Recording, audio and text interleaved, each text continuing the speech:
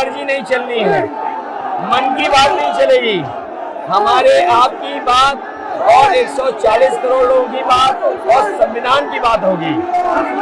और आपने देखा, हम सब ने देखा कि यूपी को नरेंद्र मोदी जी ने बेरोजगारी का सेंटर बना दिया और इतनी बेरोजगारी की है, ये जितने बच्चे दिखाई दे रहे हैं, ये वो लोग हैं दिखाओ जो अग्निवीर या पेपर लीक, जिसकी वजह से इन्हें नौकरी नहीं मिली है और ये सब रोजगार नौकरी चाहते हैं।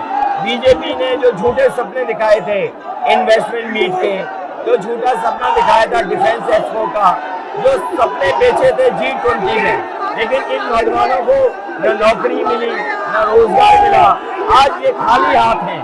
तो इसलिए हमें और आप मिल के, जो आपने कहा, जो इंडिया गठबंधन कह रहा है कि 30 लाख बच्चों को नौकरी दी जाएगी, उस दिशा में हम लोग काम करेंगे। और पहली नौकरी पक्की स्कीम, जिसके माध्यम से हर ग्रेजुएट को नौकरी का अधिकार, बेहतरीन ट्रेनिंग और बैंक अकाउंट में 1 लाख रुपए साल के। आपने नोट किया कि मोदी जी खटाखट बोलने शुरू कर दिए। ये आपके खटाखट के बाद वो रटारट खटाखट कर रहे हैं। बिल्कुल।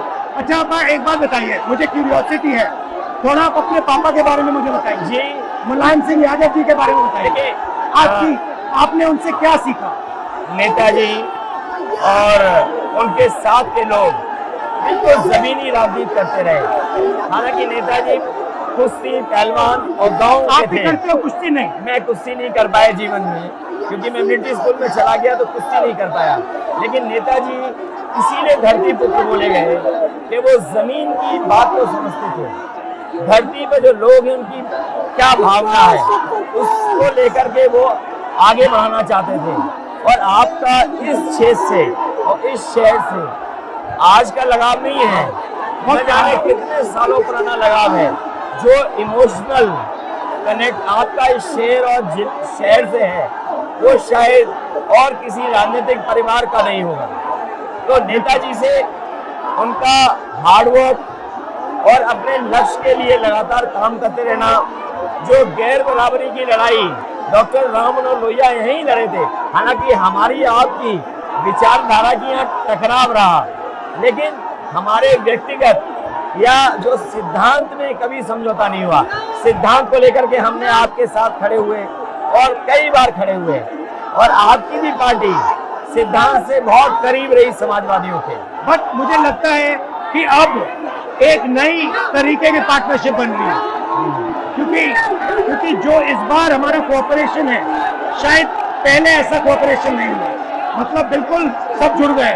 सबसे अच्छा ये है कि जितना उन्होंने कहा 2 लड़कों की जोड़ी, उतना युवा आपसे, हमसे, इंडिया गठबंधन से और जुड़ गया। तो ये नेचुरल अलायंस है, और नेचुरल अलायंस इसलिए लोग महसूस कर रहे हैं कि वो चाहते हैं कि नौकरी और रोजगार मिले,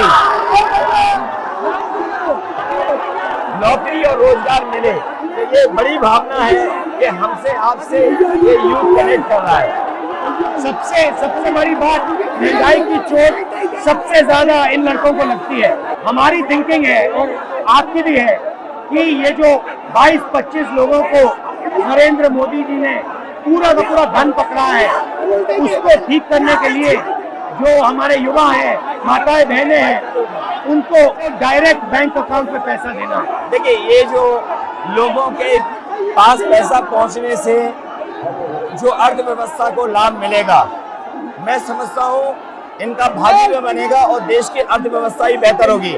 ये जरूरी स्कीम है कि इनके अकाउंट में पैसा पहुंचे, जिससे थोड़ा बहुत जीवन स्तर इनका भी अच्छा हो। नरेंद्र मोदी जी डिबेट से क्यों डरते हैं? क्योंकि वो सच का सामना नहीं करना चाहते। पूरा उनका झूठ का गुब्बारा है। वो बीजेपी और बीजेपी के लोग मन मर्जी से चलते हैं, अपनी मर्जी से चलते हैं, और उनको लगता है कि डिस्कशन की कोई जरूरत नहीं है, क्योंकि वो सब कुछ जानते हैं। डेमोक्रेसी में जितना डिस्कशन होगा, जितने विचार एक दूसरे को हम सुनेंगे और एक दूसरे पे भरोसा करेंगे, उतना हमारा लोकतंत्र मजबूत होगा। ये बीजेपी के लोगों ने न केवल हमारी जान को खतरा पैदा किया है, बल्कि लोकतंत्र को भी और संविधान को भी खतरा पैदा कर रहे हैं। और इसका नतीजा दिख रहा है कि चाइना हमारी जमीन के अंदर आ गया, ये बेरोजगारी बढ़ती जा रही है, जो प्रोडक्शन होता है वो नहीं हो रहा है, और पूरा का पूरा एक्सटॉर्शन, ईडी, सीबीआई, ये लोग मतलब एक्सटॉर्ट कर रहे हैं। कई बार सुनने को मिल रहा है और सरकार स्वीकार नहीं कर रही है, लद्दाख की हमारी सीमाएं सुरक्षित हो गई, और अरुणाचल के आसपास या सीमा जो चीन से छू रही है वो बहुत असुरक्षित है। तो चीन से जहां हमारा सीमाओं का खतरा है, वहीं चीन से हमारे बाजार को भी खतरा है। तो कहीं ना कहीं हम लोगों को अपनी मैन्युफैक्चरिंग इकोनॉमी और मैन्युफैक्चरिंग इकोनॉमी को बढ़ावा देना पड़ेगा। और ये जो स्कीम्स है, पहली नौकरी पक्की और महालक्ष्मी, ये मैन्युफैक्चरिंग सिस्टम को, इकोनॉमिक सिस्टम को जंप स्टार्ट करने के तरीके हैं। ये बहुत अच्छा जंप स्टार्ट होगा। इसको अगर फोकस होकर के आईआईटी, पॉलिटेक्निक, इंजीनियरिंग कॉलेजेस को, इन सबको इकोसिस्टम में ला करके, मैं समझता हूँ युवा नौजवानों को अच्छी नौकरी और रोजगार मिल पाएगा।